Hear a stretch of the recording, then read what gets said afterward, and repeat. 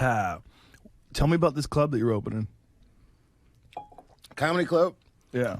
Had a conversation once with Chris Rock. Yeah, I love Chris Rock too.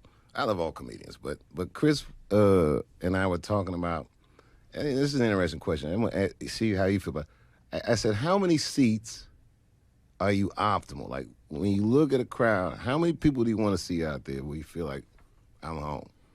Chris said, like 6,000. I forget sometimes. Got big star. Me, 200. That's like a sweet spot for me. That's why I love playing the punchline, Mm-hmm. But I don't even need that many. The Belly Room, one of my favorite rooms on earth, is the Belly Room at the Comedy Store. Yep. That's like 70 seats soaking wet, right? Yep. I would make this club 120. This club is not for people who are trying to count the gate. This club is for people who want to, like, rock, like, really get into some shit, like, try some shit out. Yeah. It's like when that alternative scene in the 90s, for people at home, Joe, I'm not saying this, I know you know, but in the 90s, there was an alternative, what they call an alternative comedy scene. This was Patton Oswalt and Janine Garofalo and Dave Cross, Bob Odenkirk, these type of people. And it became real popular. It became like a scene. And I would check it out. Now, traditional club comics hated that scene. They resented it because the things that was going on there, these jokes weren't structured.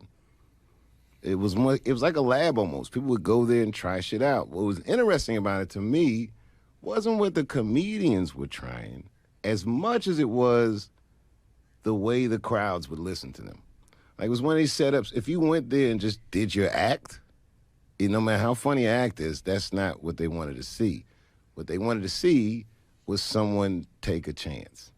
And that shit was like heaven on earth. When a crowd pushes someone to just try some stuff. You don't have to land the trick, but the beauty is in the attempt. Just try it. Whatever this thing is that you're worried, it makes you nervous or uncomfortable. And that scene made a profound impression on me, that was possible, that you could make a crowd into that. Because comedians are addicted to the process of refinement.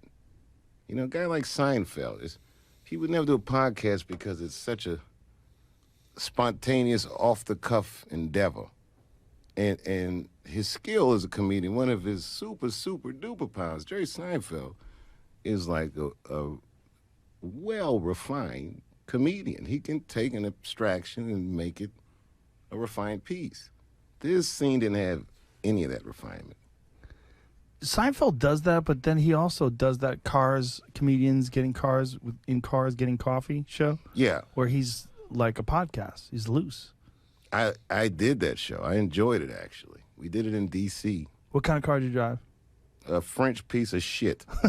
It like broke down. I don't think they cut that out. Yeah, it did. It was a good-looking car, but it was a piece of shit. He's mostly into Porsches. Most of his thing is Porsches. If he's driving those other cars, it's really more for show, I think. But that show reminds me of you a little bit in the sense that it's about his passions. He loves cars, he loves comedians, he loves comedy, and apparently he likes coffee. Jay Leno, you ever done Jay Leno's Garage? No. I've done that. He is so much better at that show than, at least the way, not that he was bad at hosting the Tonight Show, but he's himself. He really is himself. Like, he doesn't have to dress up. He wears, like, the same shit every day, like a jean shirt and jean pants, and he doesn't give a fuck what he looks like. He's got no hair and makeup on the set. He just wants to talk about cars. Mm-hmm. The guy's got, like, hundreds of cars. He's got warehouses filled with cars, full-time employees all over the place, like, working on this. All these people. He's got fabricators, people that make sheet metal, like, fix fenders and shit and all kinds of stuff. And the fucking man loves cars. And I brought my 1965 Corvette in, and he and I just geeking out over lines. And Steve Strope, the guy who built my car, he came with me, and we talked about all the various aspects of the car and all the improvements, all the different things that he had done to it. And you can see Jay Leno going over it, and he knows the details of the 1965, the original motor. He starts talking about all the different things, and then he drove it. He's the only one other than me that's ever driven that car. Really? Yeah, and he takes it out. Boom, we go out to the hills and went up into Los Angeles Crest Forest, you know? Man, you took me out one night. You had a hot one. That Porsche you used to drive. Oh, yeah, I still got that. That was a hot one, bro. That was fun. That night was wild. and you started doing the motherfucker. You know, we was up in them Hollywood Hills. You started doing them James Dean turns. I got scared. I got scared. I said, Joe, what are you doing? That car's glued to the ground, though. Oh, I know. That's what you were demonstrating. Yeah. You were whipping that shit. Oh, that was the night we went to that Naomi Campbell's book release party. Yeah. That shit was fun, though. It was wild. It wasn't that weird. It was weird to me. Well, because you weren't expecting it. Yeah. You were just at the comedy club. I ran into you. Yeah. And was like, yo, I need DD. Let's go to this party, Joe. Blah, blah, blah. We were so high, too. I was like, okay, let's go. It was fun, man. It was really fun. But it was like, you know, I thought it was just going to be a regular night at the store. Next thing you know, we're in an elevator that's going up the side of the hill. Oh, that mountain. Yeah, that was crazy. Weird. It's and a there's nice house. Giant naked picture of Naomi Campbell on the side of the building. Remember that? No, of course I do. Of course I do. It was like 40-foot tall nude. It was crazy. And then you get in there, and there's all these famous people. This is one of my favorite parts of the night.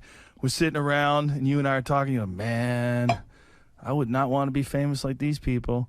And I looked at you and go, dude, you're the most famous person here. That's hilarious.